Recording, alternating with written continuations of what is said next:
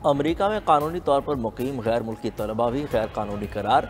पाकिस्तान समेत गैर मुल्की तलबा के वीज़े अचानक मनसूख।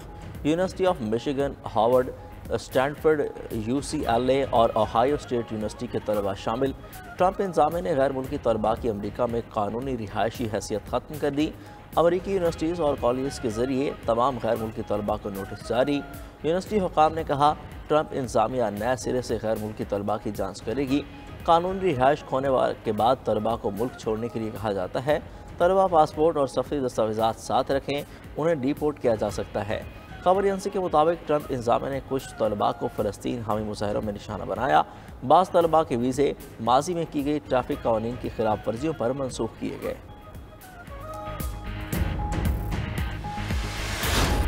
अमरीकी वज़ीर ख़ारजा मार्को रूबियो को पाकिस्तानी हम मनसब इसहाक डार से टेलीफोनिक राबिता, दो तरफ़ा ताल्लुकात, इलाक़ाई सलामती और मुआशी ताउन पर तबादला ख्याल। अफगानिस्तान में मौजूद अमरीकी फ़ौजी सामान का मामला हल करने पर भी इत्तिफ़ाक़। इसहाक डार का अमरीका के साथ तिजारत, सरमायाकारी और इंसदाद दहशतगर्दी के शोबों में ताउन पर जोर। कहा, पाकिस्तान अमरीका के साथ शराकतदारी को मज़ीद मुस्तहकम करने के लिए पुरज़्म है। अमरीकी वज़ीर ख़ारजा ने मादनियात, तिजारत और सरमायाकारी के शोबों में दिलचस्पी का इजहार किया। मार्को रूबियो ने कहा, पाकिस्तान और अमरीका के दरमियान मुआशी ताउन मुस्तक़बिल के ताल्लुकात के लिए अहम है। अमरीकी वज़ीर ख़ारजा ने दहशतगर्दी के खिलाफ जंग में पाकिस्तान की काविशों को सराहा।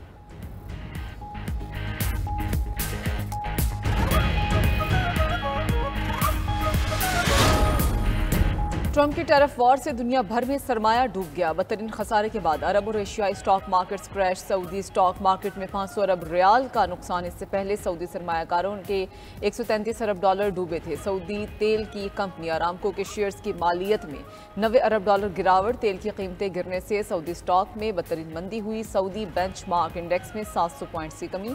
कुवैत, कतर, बहरीन और ओमान की स्टॉक मार्केट्स में भी बदतरीन गिरावट। ताइवान के स्टॉक मार्केट में 10% कमी रिकॉर्ड। जापानी स्टॉक मार्केट 9% तक गिर गई। जापानी बैंकों के स्टॉक में 17% कमी हुई। हांगकांग स्टॉक एक्सचेंज में 8% तक गिरावट। ऑस्ट्रेलिया 4%, जनूबी कोरिया 4.7%, शंघाई कंपोजिट 6% तक जा गिरी। भारत की मरकजी स्टॉक मार्केट में 2500 पॉइंट्स गिर गए। भारत की तीनों बड़ी स्टॉक मार्केट्स में 5% तक कमी रिकॉर्ड। तज्जियाकारों के मुताबिक आलमी सतह पर ये कोरोना के बाद सबसे बड़ी मंदी है। JP मॉर्गन का कहना है कि आलमी मईशतों में गिरावट का अमल 60% तक पहुंच सकता है।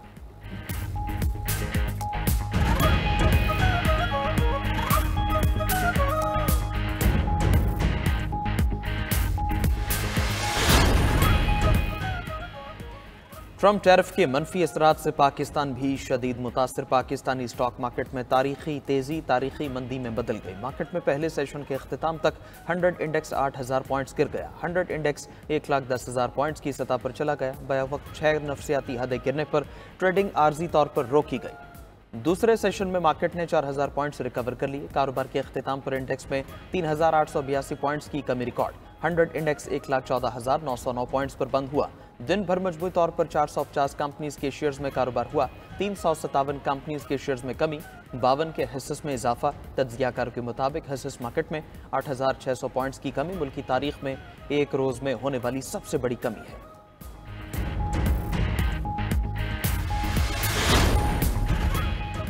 आलमी मार्केट्स में खरबों डॉलर डूबने पर भी ट्रंप मुतमईन। अमरीकी सदर ने अपने तबाहकुन टैरिफ को दवा करार दे दिया। कहा कि माशी बहरान और स्टॉक मार्केट्स में मंदी आर्जी है। बोले कि बाज़ दफ़ा अपने आप को ठीक करने के लिए दवा लेना पड़ती है। मुल्क में भारी सरमायाकारी आने वाली है। हम अमीर कौम बनने जा रहे हैं। चीन के साथ तिजारती खसारा ख़त्म होने तक डील नहीं करेंगे। ट्रंप की चीन पर इजाफी 50% टैरिफ लगाने की धमकी। कहा कि चीन ने जवाबी 34% टैरिफ वापस न लिया तो इजाफी टैरिफ लगाएंगे। उधर ट्रंप के अरबपति दोस्त भी टैरिफ तलवार की जद में आ गए।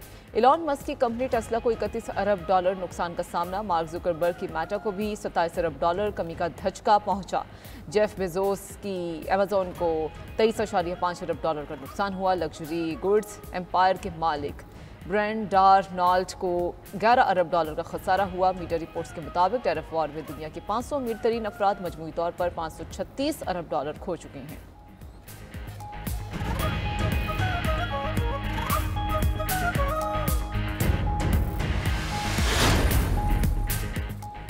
वज़ीर-ए-आज़म शहबाज शरीफ ने बिजली मजीद सस्ती करने का इंदिया दे दिया। मैरीटाइम सेक्टर में इस्लाहात से मुतालिक इजलास में गुफ्तगू करते हुए वज़ीर-ए-आज़म ने कहा, हुकूमत ने बिजली की कीमत कम करके अवाम को बड़ा रिलीफ दिया। बिजली की कीमतों में कमी से हर शोबे को फ़ायदा होगा।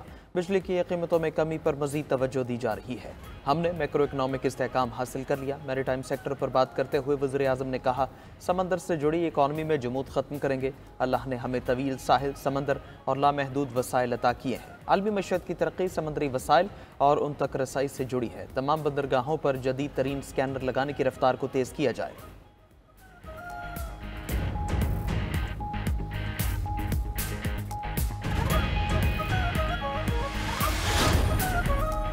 अमरीकी कांग्रेस में कानून साजी का पीटीआई से कोई ताल्लुक नहीं। अमरीकन कॉक्स ने ताहाल पीटीआई को कोई राबता नहीं किया। हमारा एस्टैब्लिशमेंट से राबता हुआ लेकिन मुज़ाकरात नहीं हुए। मामलात का हल मुज़ाकरात से चाहते हैं।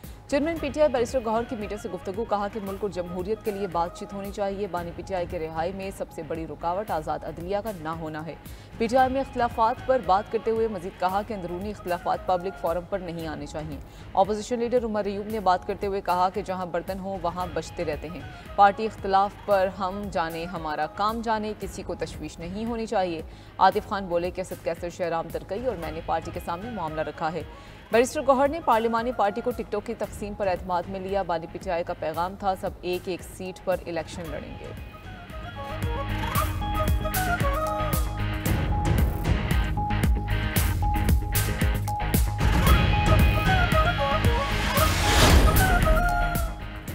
इस्लामाबाद हाई कोर्ट के जजेस की दरखास्तें 14 अप्रैल को समाअत के लिए मुकर्रर। सुप्रीम कोर्ट का 5 रुकनी आईनी बेंच जजेस तबादले के केस की समाअत करेगा।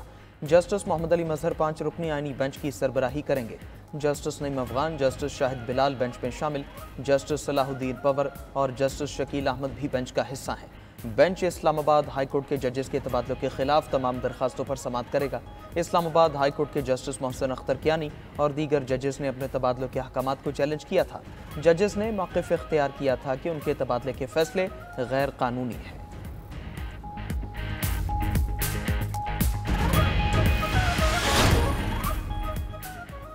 कौमी असम्बली इजलास अपोजिशन और हुकूमती अरकान में ठन गई। अपोजिशन लीडर उमर अयूब को माइक ना मिलने पर अपोजिशन का वॉकआउट। स्पीकर कौमी असम्बली अयाज सादिक ने अपोजिशन को रूल्स याद करा दिए। स्पीकर का अपोजिशन से कौमी सलामती कमेटी इजलास में शिरकत न करने का शिकवा।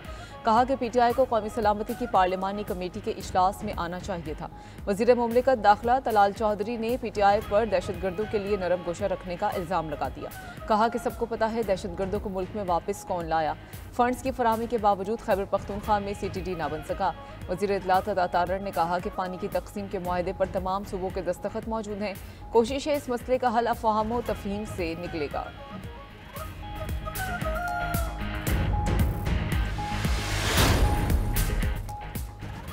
अवाम को नवंबर या दिसंबर तक स्टारलिंक मिल जाएगा। स्टारलिंक को लाइसेंस देने के लिए किसी और कंपनी का इंतजार नहीं हो रहा। वज़ीर IT शिज़ा फातिमा ने कौमी असम्बली में इज़हार ख्याल करते हुए कहा, हमारी ओपन स्काई पॉलिसी है। सेटेलाइट इंटरनेट एक नई टेक्नोलॉजी है।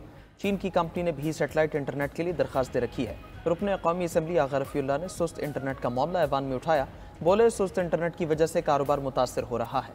वज़ीर IT कहती है, इंटरनेट पहले से तेज़ हुआ है। अगर इंटरनेट की तेज़ी का यह हाल है तो सुस्त रवि का क्या हाल होगा।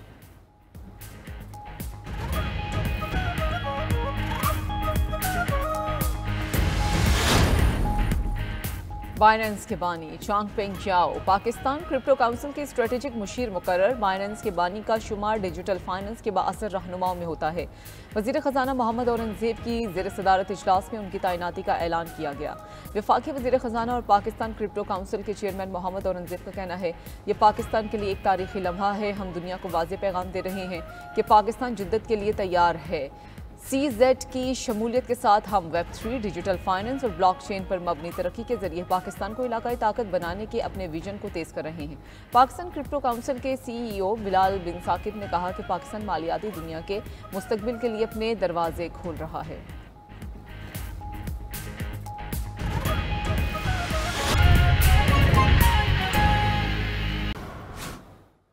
अमरीकी सदर की चीन को बड़ी धमकी, मजीद 50% टैरिफ लगाने का इंदिया। डोनाल्ड ट्रंप ने कहा कि अगर चीन ने अमरीका पर अपना जवाबी 34% टैरिफ वापस ना लिया तो इजाफी टैरिफ हफ्ते के वस्त में नाफिज हो जाएंगे। मजीद कहा कि इसके अलावा चीन ने जिन मुलाकातों की दरख्वास्त की वो मनसूख कर दी जाएंगी। मीडिया रिपोर्ट्स के मुताबिक अमरीकी सदर ने 2 अप्रैल को दीगर ममालिक की तरह चीन पर भी 34% टैरिफ आयद किया था। रद्दअमल में चीन ने भी अमेरिका की अशिया पर 34% जवाबी टैरिफ लगाया था। अमरीकी सदर की चीन को बड़ी धमकी, मजीद 50% टैरिफ लगाने का इंदिया दे दिया। डोनाल्ड ट्रंप ने कहा कि अगर चीन ने अमरीका पर अपना जवाबी 34% टैरिफ वापस न लिया तो इजाफी टैरिफ हफ्ते के वस्त में नाफिज हो जाएंगे। मजीद कहा कि इसके अलावा चीन ने जिन मुलाकातों की दरख्वास्त की वो भी मनसूख कर दी जाएंगी। मीडिया रिपोर्ट्स के मुताबिक अमरीकी सदर ने 2 अप्रैल को दीगर ममालिक की तरह चीन पर भी 34% टैरिफ आयद किया था।